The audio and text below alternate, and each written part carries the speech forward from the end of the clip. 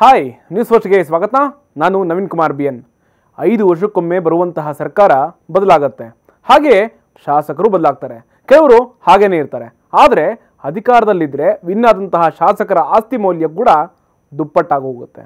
ಜನಪ್ರತಿನಿಧಿಗಳ ಹತ್ರ ಆಸ್ತಿ ಎಷ್ಟಿದೆ ಅಂತ ತಿಳಿದುಕೊಳ್ಳುವಂತಹ ಕುತೂಹಲ ನಿಮಗೆ ಇದ್ದೇ ಇರುತ್ತೆ. ಇಂತಹ ನಿಮ್ಮ ಕುತೂಹಲಕ್ಕೆ ಈ ಸ್ಟೋರಿಯಲ್ಲಿ ದೇಶದ ಟಾಪ್ 10 ಶ್ರೀಮಂತ ಶಾಸಕರು ಯಾರ್ಯಾರು ಅನ್ನೋದನ್ನು ಹೇಳ್ತೀವಿ. ADR association for democratic reforms ಸಂಸ್ಥೆ ಪಟ್ಟಿಯೊಂದನ್ನು ಬಿಡುಗಡೆ ಮಾಡಿದೆ.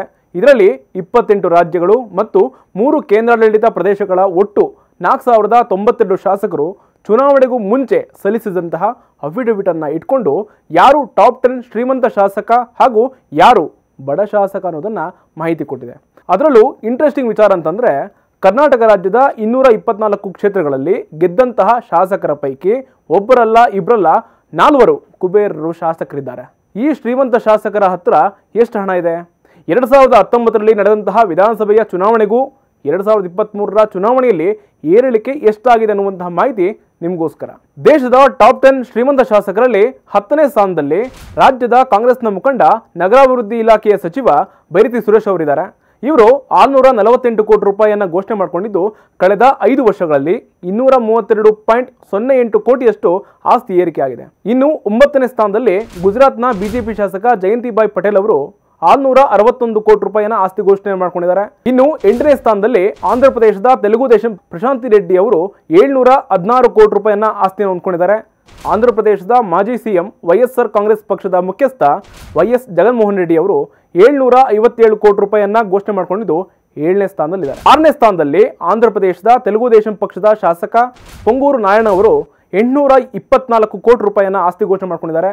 5ನೇ ಸ್ಥಾನದಲ್ಲಿ ಆಂಧ್ರ ಪ್ರದೇಶದ ಹಾಲಿ ಮುಖ್ಯಮಂತ್ರಿ ತೆಲುಗು ದೇಶಂ ಪಕ್ಷದ ಮುಖ್ಯಸ್ಥ ಚಂದ್ರಬಾಬು ನಾಯ್ಡು ಅವರು 931 ಕೋಟಿ ರೂಪಾಯಿಯನ್ನ ಘೋಷಣೆ ಮಾಡಿಕೊಂಡಿದ್ದಾರೆ. 1000 ಕೋಟಿಗೂ ರೂಪಾಯಿಗಳನ್ನ ದಾಟಿಕೊಂಡು 4ನೇ ಸ್ಥಾನದಲ್ಲಿ ಕರ್ನಾಟಕದ ಗೋವಿಂದರಾಜನಗರ ವಿಧಾನಸಭಾ ಕ್ಷೇತ್ರದ ಕಾಂಗ್ರೆಸ್ನ ಶಾಸಕ ಪ್ರಿಯಾಕೃಷ್ಣ ಅವರಿದ್ದು 1156 ಕೋಟಿ ರೂಪಾಯಿಯನ್ನ ಆಸ್ತಿಯನ್ನು ಘೋಷಣೆ ಮಾಡಿಕೊಂಡಿದ್ದಾರೆ. ಕಳೆದ 5 ವರ್ಷಗಳಲ್ಲಿ ಇವರ ಆಸ್ತಿಯು 136.8 ಕೋಟಿಗಳಷ್ಟು ಹೆಚ್ಚಾಗಿದೆ.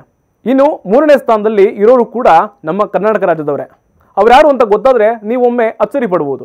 ಗೌರಿಬಿದನೂರು ಕ್ಷೇತ್ರದಲ್ಲಿ ಪಕ್ಷೇತರ ಅಭ್ಯರ್ಥಿಯಾಗಿ ಕಣಕ್ಕಿಳಿದು ಗೆದ್ದಂತಹ KH ಪುಟ್ಟಸ್ವಾಮಿಗೌಡ ಅವರವರು ಬರೋಬ್ಬರಿ 1267 ಕೋಟಿ ರೂಪಾಯಿಯನ್ನ ಆಸ್ತಿ ಘೋಷಣೆ ಮಾಡಿಕೊಂಡಿದ್ದು 3ನೇ ಸ್ಥಾನದಲ್ಲಿದ್ದಾರೆ.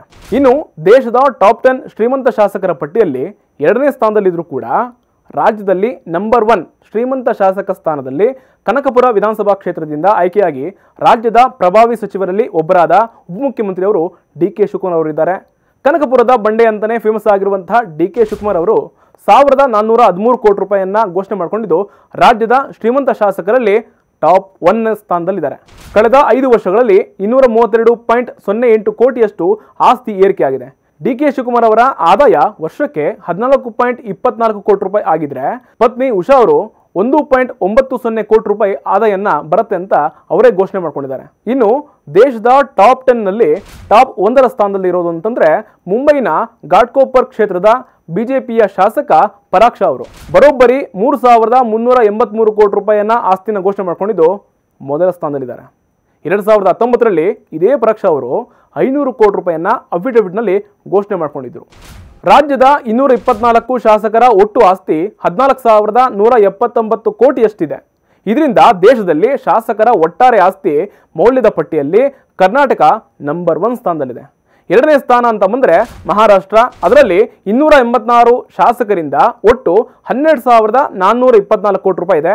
3ನೇ ಸ್ಥಾನದಲ್ಲಿ 174 ಶಾಸಕರಿಂದ 11,323 ಕೋಟಿ ಆಂಧ್ರ ಪ್ರದೇಶವನ್ನು ಹೊಂದಿಕೊಂಡಿದೆ. ಇನ್ನು ಪಶ್ಚಿಮ ಬಂಗಾಳ ರಾಜ್ಯದ ಇಂಡೆಕ್ ಕ್ಷೇತ್ರದಿಂದ ಗೆದ್ದಂತಹ ಬಿಜೆಪಿ ಶಾಸಕ ನಿರ್ಮಲ್ ಕುಮಾರ್ ದಾರಾ ಅವರು ಅತ್ಯಂತ ಬಡ ಶಾಸಕರಾಗಿದ್ದು ಇವರ ಒಟ್ಟು ಆಸ್ತಿ ಕೇವಲ 1700 ರೂಪಾಯಿ ಅಷ್ಟೇ.